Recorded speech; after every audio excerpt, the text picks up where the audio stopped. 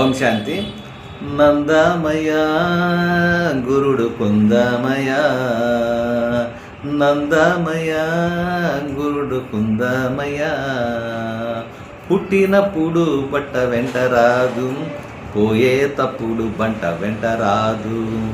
ఆనందసారం ఇంతేనయ్యా, ఆనందసారం ఇంతేనయ్యా. కుందమయ గురుడు కుందమయ.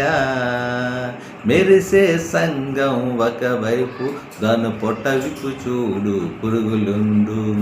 మెరిసే సంగం ఒకవైపు, దాని పొట్ట విప్పి చూడు పురుగులుండు. ఆనంద సత్యం ఇంతేనయ్యా. అచ్చా, ఇప్పుడు ఆ విధంగా ఏంటంటే మనం వచ్చేటప్పుడు బట్ట కట్టుకొని రాలేదు, కానీ సాకార ప్రవేశంలో ఉన్నప్పుడు వస్త్రం కావాలి. భగవద్గీతలో ఏం చెప్పారు? ఆత్మ ఒక వస్త్రాన్ని ధరించి ఇంకో వస్త్రాన్ని ధరించింటే ఒక శరీరాన్ని ధరించి ఇంకో శరీరాన్ని మారుస్తుంది అని అన్నారు. అంటే అక్కడ మనం ఈ వస్త్రాన్ని సాకారంగా చూపించాం అన్నమాట. ఏదైతే ఈ వస్త్రం ఉందో ఈ వస్త్రాన్ని మనం చూపించాం. ఇది శరీరం మీద ఉండే వస్త్రం అన్నమాట. కానీ అలాగే ఆత్మకు వస్త్రం ఏంటిది? ఈ దేహం. ఈ దేహం అనేటప్పటికి వచ్చేటప్పుడు ఆత్మ బిందు స్వరూపులో వస్తుంది. అందుకే మనకు ఆత్మ కంటికి కనబడదు. ఆత్మ సూక్ష్మమైన బిందు అన్నమాట. అందుకే ఆత్మ ఎలా వస్తుందో తెలియదు, ఎలా వెళ్తుందో తెలియదు. అది ఎవరికి అంత చిక్కని విషయం. సో పరమాత్ముడు ఒక్కరే ఈ ఆత్మజ్ఞానాన్ని ఇచ్చి చక్కగా విపులంగా ఎక్స్ప్లెయిన్ చేస్తూ చెప్తున్నారు అన్నమాట. మనము ఆత్మని రకరకాలుగా ఎన్నో సంభాషణ చేస్తూ వచ్చామాట.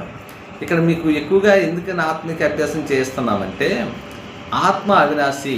మన మెయిన్ ఏంటంటే భగవద్గీతని మరి కృష్ణుడు ఏం చెప్పారు? యుద్ధ సమయంలో చెప్పారు అన్నమాట. ఇక్కడ ధర్మం నిలబడాలి అనుకున్నప్పుడు ధర్మం నిలబడాలి, అధర్మం పోవాలంటే ఏమవ్వాలి? యుద్ధం జరగాలి. యుద్ధం జరిగితేనే కదా ధర్మం అధర్మం తెలిసేది. లేకపోతే ఇప్పుడు అందరూ కూడా నేను ధర్మం, నాది ధర్మం, నాది ధర్మం, నాది ధర్మం అని ఇందులోకి వెళ్ళిపోతున్నాం. వాళ్ళు బైబిల్ వాళ్ళు మాది ధర్మం అంటారు, ఇటు పురాణ వాళ్ళు మాది ధర్మం అంటారు.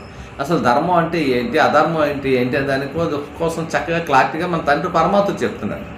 నువ్వు ధర్మంగా నువ్వు ఎవరిని మనసు చేత కానీ, వాచా చేత కానీ, కర్మం చేత కానీ దుఃఖాన్ని ఇవ్వకూడదు. మనం ఉన్నందుకే సంతోషంగా ఆనందంగా ప్రతి కుటుంబంలో కానీ, ప్రతి వస్తువులో కానీ, ప్రతి బంధువులో ఎవరైనా ఇదే కోరుకుంటారు. కానీ ఇక్కడ ఏంటంటే అందరికీ ఒకరికొకరు దుఃఖాన్ని ఇచ్చుకుంటూ, ఒకరు వాళ్ళ నష్టాన్ని పరుచుకుంటూ, ఒకరు బాధ పెట్టుకుంటూ ఉంటున్నాం. ఎంత భగవంతుడి మీద ఏ రూపంలో ప్రేమించినా చివరికి ఇచ్చేది ఇదే జరుగుతుంది. ఎన్ని గుళ్ళు, ఎన్ని దేవాలయాలు, ఎన్ని చర్చిలు, ఎన్ని మసీదులకు వెళ్ళినా అందరిలోనే జరిగేది ఇదే. వాళ్ళ ఫ్యామిలీలో కుటుంబం. అయితే ఇదంతా ఒక అధర్మప్రాయంగా నడుస్తుంది. ధర్మస్థాపన జరగాలి అనుకున్నప్పుడు ఏంటంటే యుద్ధం అనివార్యమని చెప్పారు.